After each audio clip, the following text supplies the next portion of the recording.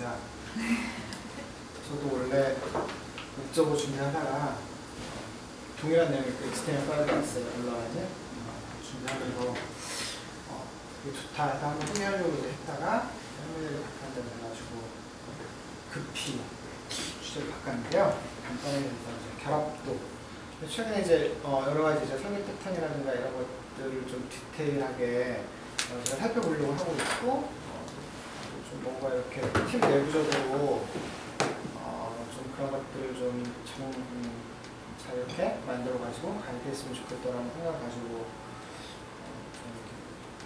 그런 설계 패턴이라든가 특히 MVC 모델 같은 것들 보고 있는데 객체와 객체 사이의 이제 결합, 모듈과 모듈 사이의 결합 이런 것들이 이제 그 하나가 변경이 됐을 때 파급과가 되게 크잖아요. 리플 이펙트라고 하는데 이제 결합도가 정확히 뭔지 한번 우리 팀 내부에서 좀 용어를 정의하고 결합도도 또 이제 그 전통적인 이제 그 프로그래밍 이론에 의하면은 여러 가지 또 종류가 있더라고요. 주권, 절권 그런 거 말고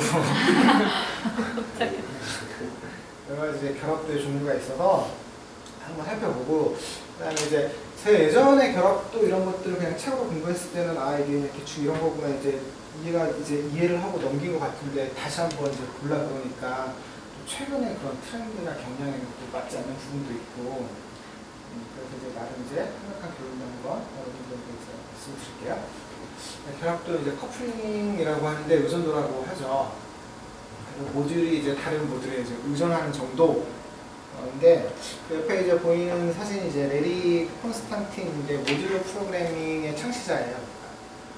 구조적으로 이제 소프트웨어를 설계하고 그다음에 이제 개발을 하기 위해 가지고 모듈을 어떻게 만들면 좋은지, 어떤 식으로 모듈을 나누면 좋은지 이런 것들을 이제 뭐 어떻게 보면 공학적으로 최초로 좀 연구하고 그 결과 이제 발표한 사람인 거죠. 그래서 이 사람이 자기가 이제 만들어낸 모듈러 프로그래밍 방식의 하나의 그 이론으로 결합도라는 걸 이제 얘기를 했는데 모듈과 모듈 사이에 의존하는 정도를 나타내는 거거든요.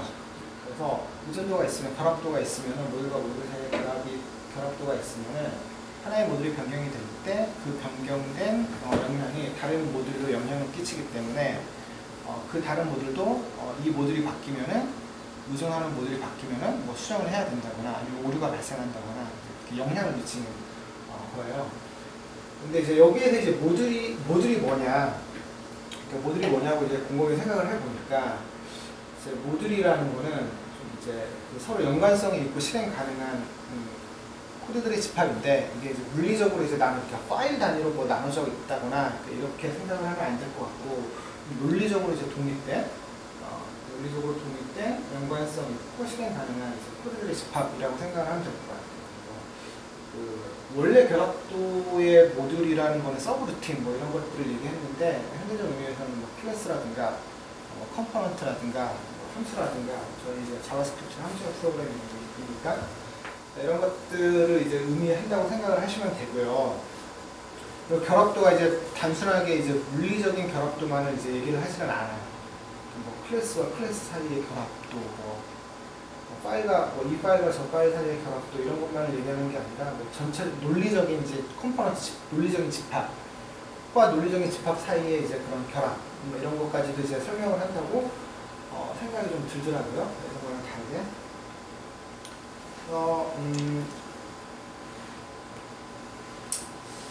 개념이 좀 오래되긴 했어요. 오래되긴 했고 그 다음에 이제 기반 자체가 이제 모듈 프로그래밍의 기반이 된 그런 이론이기 때문에 좀 이제 이해하는데 좀 무리가 좀 있을 것 같거든요. 얘기를 하는 것도 그렇고 좀 감안하셔서 들어주시면 되고요. 그리고 이제 의존하는 정도라고 했잖아요. 의존이 뭐냐? 의존은 국어사전에 의하면 다른 것에 의지하여 존재하는 정도, 의지하여 존재하는 정도를 의존이라고 하고요.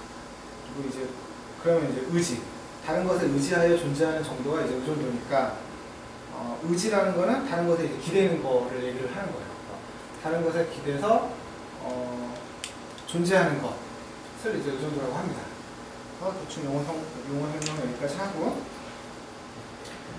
결합도가 높으면은 한 모듈이 변경되면은 그거와 결합된 다른 모듈을 변경을 해야 하는 거고요. 그다음 이게 수정이 되면은 수정을 하려면은 혹은 수정을 하거나 이제 실행을 하려면은 다른 모듈의 내용을 알아야 되는 거예요. 그래서 이제 하나의 모듈을 독립적으로 재생하기가 어렵고 그러니까 독립적으로 실행하기가 어려운 것들을 얘기하죠. 그래서 이런 결합도가 높은 결합도를 갖고 있는 그 구조에서는 리플 이펙트라는 거 이제 파급 효과라고 생각하면 돼요. 하나가 변경이 되면 이 변경이 파급이 이렇게 연관성이 있는, 의존성이 있는 모듈들에게 영향을 미쳐서 얘네들도 이제 변경을 해야 되는 그런 이제 리플 이펙트가 발생하기 때문에 자기도 이제 알게 모르게 나는 이 모듈만 수정을 한 것 같은데 이거와 의존관계가 있는 다른 모듈이 나도 모르는 사이에 오류를 발생하고 그런 가능성이 있는 거죠. 그리고 이제 반대로 이제 낮은 결합도는 모듈이 이제 독립적이어서 서로 이제 알 필요가 없는 상호작용이 거의 없고, 그래서 한 모듈에서 발생한 오류가 다른 모듈에 미치는 영향이 적죠. 그래서 이제 독립적이기 때문에 재사용성과 유지보수성이 좋아요. 그래서 낮은 결합도는 구조화가 되는 컴퓨터 프로그램 시스템의 이제 지표라고 보는 거죠. 결합도와 더불어서 또 하나 이제 잘 짜여진 설계가 잘 된 이제 컴퓨터 시스템의 지표라고 보는 게 이제 응집도잖아요. 그래서 결합도는 낮고 응집도는 높게. 응집도도 나중에 한번 기회가 되면 논의를 좀 해봅시다. 결합도의 종류에는 이제 여러 가지가 있어요. 가장 결합도가 높은 순서대로 이제 얘기를 할 텐데요. 제가 이걸 예전에는 이해하고 있다고 생각했는데 다시 꺼내고 보니까 뭔 말인지 모르겠더라고요. 내용 결합도. 하나의 모듈이 다른 모듈의 내부 동작을 수정하거나 내부 동작을 의존하는 상태. 그래서 한 모듈이 실행이 되려면은, 뭔가 수행이 되려면은 다른 모듈의 내용을 알고 있어야 돼요. 여기서 다른 모듈의 내용은 뭐냐면, 즉 다른 클래스의 멤버 변수라든가 다른 클래스의 이제 메소드라든가 이런 것들을 이제 참조를 해야지만 내가 이제 내 모듈이 이제 동작을 할 수 있는 거거든요. 그래서 보통 내용 결합도 같은 경우에는 내가 다른 클래스를, 다른 이제 모듈을 멤버로 갖고 있을 때, 근데 보통 이제 우리가 뭐 컴포지션이나 이런 클래스와 클래스 사이 관계를 맺을 때 컴포지션으로 맺을 수도 있고 어소시에이션으로 맺을 수도 있잖아요. 그럴 때 갖고 있죠. 그러니까 기본적으로 다 내용 결합도가 어느 정도 다 일어나고 있는 것 같긴 해요. 근데 이제 여기서 얘기하는 거는 물리적인 이제 클래스와 클래스 사이에, 그러니까 모듈 사이의 그런 결합도를 얘기하는 게 아니고 논리적이에요. 그러니까 논리적으로 이제 독립된 모듈이 있으면은 쓸데없이 다른 모듈을, 다른 클래스를 이제 멤버 변수로 갖고 있으면서 내가 동작하는데 저 모듈이 반드시 필요하게끔 하는 이제 그런 상황을 없애야 한다는 얘기인 것 같아요. 그래서 모듈 A가 어떠한 행위를 하는데 모듈 B의 상태를 직접적으로 변하게 한다거나 모듈 A가 하는 어떤 특정 행위는 모듈 B의 상태를 반드시 알고 있어야 한다거나 이럴 경우에 이제 내용 결합도가 있다라고 할 수 있고요. 두 번째 이제 공통 결합도예요. 공통 결합도는 모듈 A와 B가 있는데 공통 영역을 이제 관리를 하는 거죠. 데이터를 이제 저장하기 위해서. 어떤 특정 자료 영역을 각 모듈이 공통적으로 이제 사용하고 있는 상태를 얘기하고요. 이러면 이제 어떤 문제가 있냐면은 예를 들어 모듈 A가 유저 정보를 로컬 스토리지에 관리하고 있고 모듈 B는 유저 인증을 위해서 유저 정보를 로컬 스토리지에 가지고 와요. 근데 A와 B 사이에는 전혀 이제 연관성이 없다고 이제 보는 거죠. 근데 이제 그 로컬 스토리지로 인해서 모듈 A와 모듈 B의 연관성이 결합도가 이제 형성이 되는 거고, 이때 이제 문제는 뭐냐면 로컬 스토리지의 유저 정보를 저장하는 그 형식이 바뀐다, 구조가 바뀐다라면은 모듈 A도 수정해야 되고 모듈 B도 수정을 해야 되는 거죠. 이런 것들을 이제 공통 결합도라고 합니다. 세 번째 이제 외부 결합도인데 이건 이제 정말 단순해요. 모듈 A와 B가 이제 JSON 타입이 이제 외부 이제 형식이죠. 특정 타입, XML 타입, 혹은 이제 통신 프로그램에서는 프로토콜을 자체적으로 정의하기도 하죠. 앞에 몇 바이트는 뭘로 쓰고 뒤에 몇 바이트는 캐릭터로 쓰고 실질적인 컨텐츠는 몇 바이트에서 몇 바이트 사이이고 이런 것들 이제 그죠? 이런 이제 외부의 프로토콜이라든가 외부의 데이터 포맷의 이제 의존적인 모듈들은 걔네들이 변경이 되면은, 그쵸? 변경이 되면은 그거를 이제 참조하고 있는, 사용하고 있는 모듈들도 변경을 해야 되기 때문에 이런 것도 이제 외부 환경에 의존적인 그런 결합도를 갖게 돼요. 외부 결합도가 있고, 그리고 이제 제어 결합도가 있는데요. 제가 이거를 이해하는 게 조금 힘들더라고요.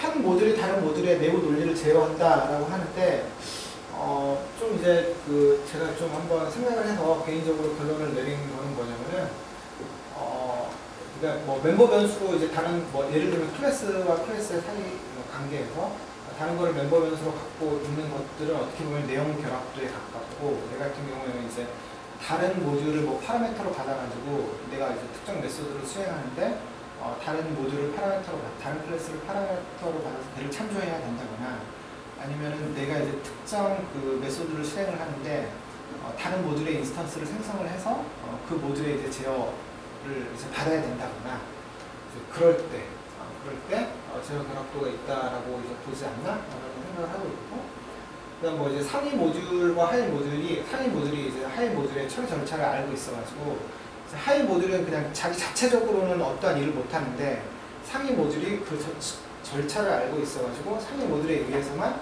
얘네들이 이제 실행이 되는 경우, 올바르게 실행이 되는 경우, 이런 것들, 이제 이런 것들을 제어 결합도라고 합니다. 네, 그리고 구조 결합도가 있는데, 구조 결합도는 이제 아까 공통 결합도랑 좀 비슷하긴 한데 얘는 좀 다른 게 뭐냐면은, 모듈 A와 모듈 B가 이제 공통 영역을 이렇게, 예를 들면 이제 어레이라고 하죠. 어레이를 참조를 하고 있어요. 근데 이제 모듈 A는 어레이의 1, 2, 3번만 사용하고 있고, 모듈 B는 어레이의 5, 6번, 인덱스번 5, 6번만을 사용하고 있는 거죠.